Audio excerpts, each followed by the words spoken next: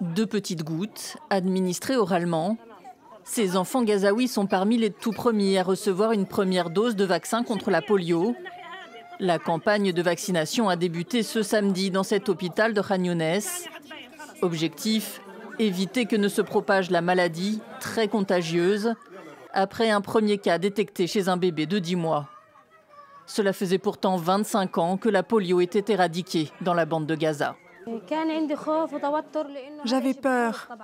J'étais inquiète car cette maladie fait très peur. Les enfants infectés ne peuvent plus bouger, manger ou boire.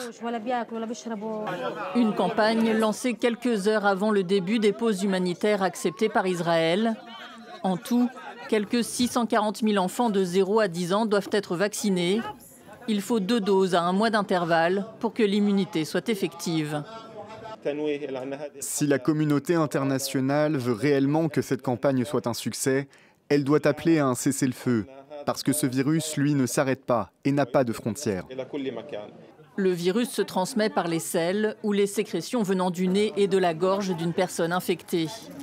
Il peut également être attrapé en buvant de l'eau ou en mangeant des aliments contaminés. Une fois le système nerveux envahi, le poliovirus peut entraîner des paralysies irréversibles en quelques heures seulement.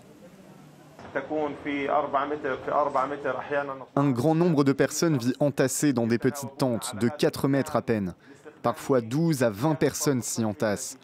Et entre ces tentes coulent les égouts. Et même l'eau, quand il y en a, peut être polluée. Selon l'ONU, une couverture d'au moins 90% est nécessaire lors de chaque phase de la campagne pour arrêter l'épidémie.